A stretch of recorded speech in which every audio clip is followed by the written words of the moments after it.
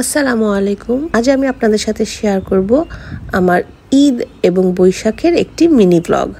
আজ 14ই এপ্রিল, আমাদের ঈদের তৃতীয় দিন। খুবই ভালো লাগছে, সাথে পয়লা বৈশাখ আর আমাদের বারান্দার সামনের একগুচ্ছ কামিনী ফুল। শুরুতেই বৈশাখ উদযাপন। বৈশাখের জন্য আমরা করেছিলাম আলু ভর্তা, ইলিশ মাছ ভাজা, বেগুন ভাজা এবং পান্তা ভাত। খেয়ে একটু রেস্ট নিলাম, তারপর বেরিয়ে পড়লাম মেলার উদ্দেশ্যে। অস্ট্রেলিয়াতে এটিই ছিল আমার প্রথম কোনো ঈদ মেলায় যাওয়া। চলে এসেছি মেলার সামনে।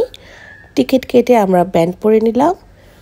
শুরুতেই দেখলাম অনেক স্টল।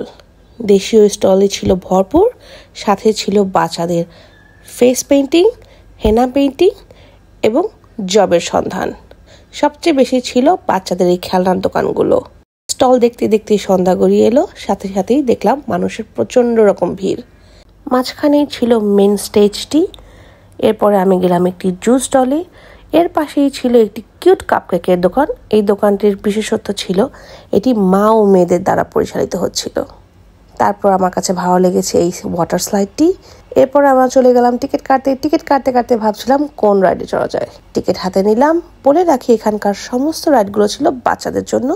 সব রাইডের সামনে গেলাম, দেখলাম, শৈশবে ফিরে গেলাম, অনেক ছবি তুললাম। বাট আমার কাছে সবচেয়ে বেশি ভালো লেগেছে এই রাইডটি, চরকি, এবং তার সাথে ভালো লেগেছে এই রাইডের ঝুলন্ত এই পতাকাগুলো। আমি এই প্রথম কোনো চরকিতে চড়লাম অস্ট্রেলিয়ায়। এভাবেই গড়িয়ে গেল সময়। চলে আসলো ফায়ারওয়ার্কসের টাইম। এখন হবে ফায়ারওয়ার্কস। সম্পূর্ণ ফায়ারওয়ার্কসটি আমার পেজে দেওয়া আছে, চাইলে দেখে নিতে পারেন। ফায়ারওয়ার্কসের সাথেই শেষ হলো আজকের মেলা।